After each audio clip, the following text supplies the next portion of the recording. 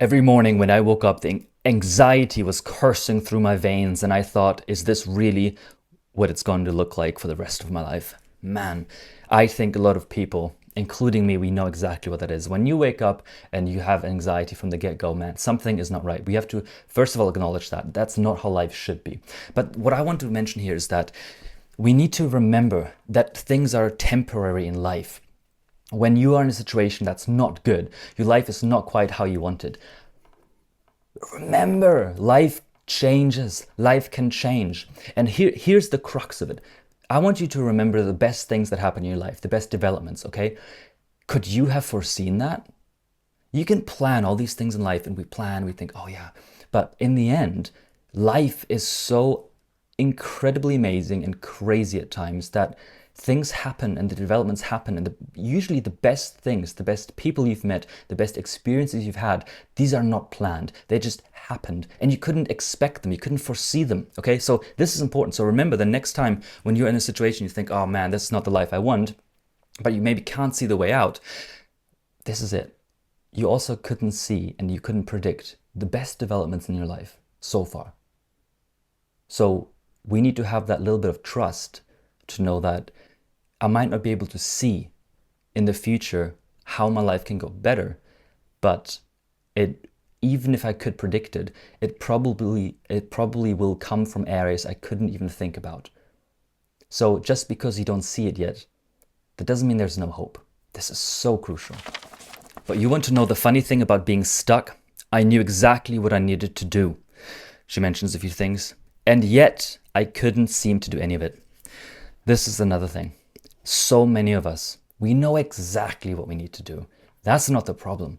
The problem isn't, oh, what do I do? Sometimes that's the case, but no, we know. We know, oh, we should do this, we should do that, blah, blah, blah. Okay, but we can't get there.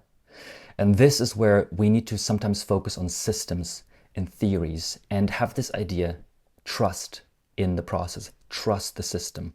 What I do so much when I'm in a place where I struggle really badly, my tendency is to I love it. It's such a me thing, but I make myself a morning routine. Over the years, I've really learned the power of it. When you implement a powerful morning routine, you are waking up, man, you feel amazing. It's like you had 3 coffees, but you didn't.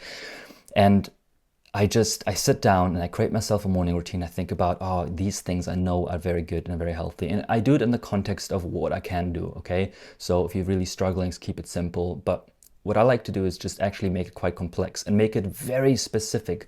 So I don't even have to think about what I need to do. And there's no really hook for resistance to get in, because when the morning's open, resistance can always come in and say, oh, don't do that, avoid that. But if I know exactly, I brush my teeth, I rinse my face, I drink a glass of water with some sea salt, blah, blah, blah. You know exactly what you need to do. Then you can just switch off your mind, and you can switch off your brain, and you can switch off your worrying, and you can have this trust in saying, okay, if I follow this, my life is going to get better. And so sometimes it's not really about, knowing exactly what you need to do, but creating yourself a system that is so easy to implement, where there's really not much for resistance to work against, and just implement that. So you don't have to constantly think about what you need to do and then get yourself to do it. It's this idea of trust the process. And here she mentions exactly what changed her entire life, what started her entire journey. And she was laying in bed and she had all this anxiety. She couldn't do anything.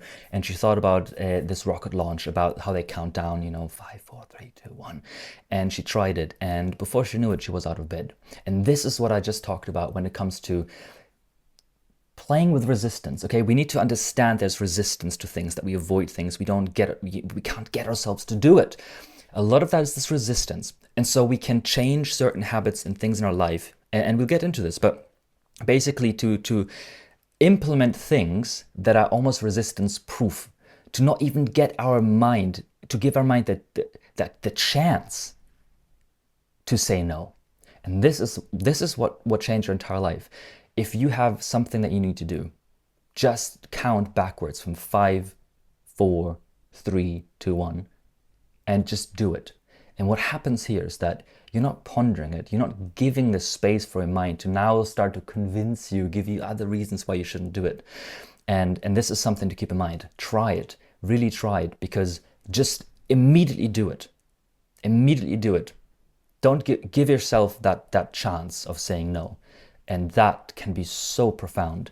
This theme of resistance will come up more and more and more, because it's one of the most profound things that we all experience that holds us back. And what is it? And that's fascinating too. But reflect on that. Reflect on that as you go through your life.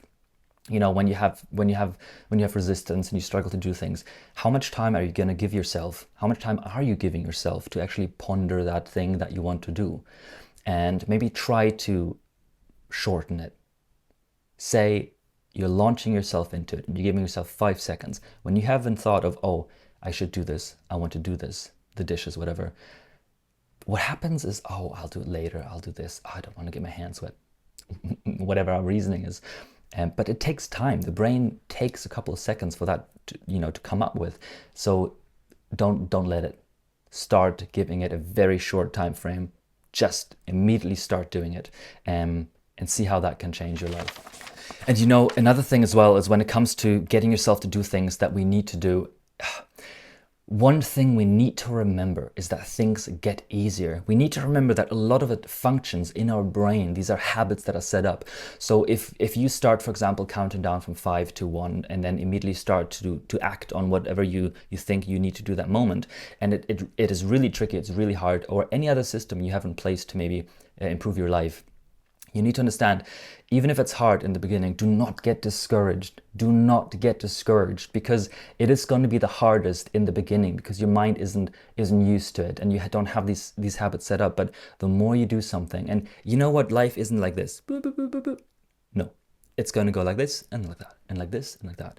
But you see, eventually it's a road forward, okay? We all know this, like 5 steps forward, 3 steps back, 1 step forward, 6 steps back, 10 steps forward. Man, we're on a roll, Bam, 1 step back again. It's okay. Every part of this journey, this quest, it's intentional, okay? It happens. We need to adjust, but we also need to keep the courage, keep the faith, keep the trust. Trust the system, okay? Trust our bodily system, trust our brain, and know that it is adjusting and it is changing. And before you know it, let's just take this one example of this counting back, 5, 4, 3, 2, 1. And then in that second, those 5 seconds, just start what you need to do. Do it. Don't let resistance come in. It's like your own personal tool, okay? You get to work with it. You get to feel it out. And eventually you can apply it better and better and better. This is important, man. Keep the faith.